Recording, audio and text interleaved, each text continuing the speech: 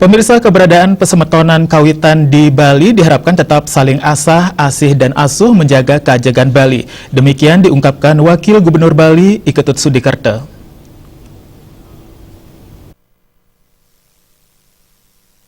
Lebih lanjut, Ketut Sudikerto mengharapkan kepada seluruh pasemetonan yang berada di Bali agar tetap mampu mempertahankan keajegan Bali, sehingga wisatawan tetap tertarik untuk berkunjung ke Bali. Selain menarik dengan keindahan alamnya, Bali juga terkenal dengan wisata budaya yang memiliki daya pikat tersendiri terhadap wisatawan.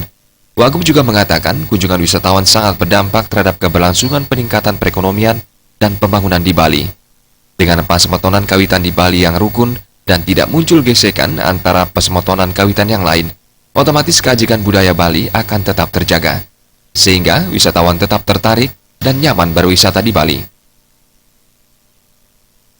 Pasemetonan ini saya rasa sebagaimana arahan penjelasan Pak Gubernur sangat bagus dalam menjaga persatuan dan kesatuan pasemetonan itu, dan juga dalam menjaga keajegan Bali ini. Ya, dibandingkan kita terpecah belah, terkotak-kotak hanya untuk kepentingan-kepentingan tertentu, itu kan akan merugikan kita.